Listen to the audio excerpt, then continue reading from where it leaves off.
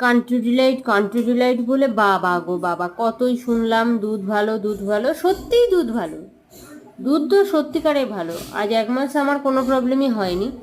1 মাস হয়ে যাওয়ার পরে তারপরে দেখছি হঠাৎ করে এবারে দুধের প্রবলেম দেখা দিয়েছে। কি প্রবলেম না, এই যে দেখো 15ই আগস্টের দুধ দিয়ে গেছে। আজকে কত তারিখ? আজকে 16ই আগস্ট। 16ই আগস্টে 15ই আগস্টের দুধ কি করে দিয়ে যাচ্ছে? মানে আজকের ডেটের দুধ আজকে পাওয়া যাচ্ছে না। এই ব্যাপারটা আমার সাথে প্রায় 2 থেকে 3বার হলো। তাই ভাবলাম একটা ভিডিও পোস্ট করি। আমার মতন বোকা কারা আছো যারা এখনো পর্যন্ত কান্ট্রি ডিলাইটে এই প্রবলেম ফেস করছো? মানে দুধ ফেটে গেছে, দুধ প্যাকেটের মধ্যেই ফেটে গেছে, একটুখানি কেটে আমি জাস্ট বাটিতে ঢেলেছি, তারপরে তোমাদের সাথে পুরো বাটির দুধ মানে প্যাকেটটা কেটে আমি দুধটা ঢেলে দেখাচ্ছি।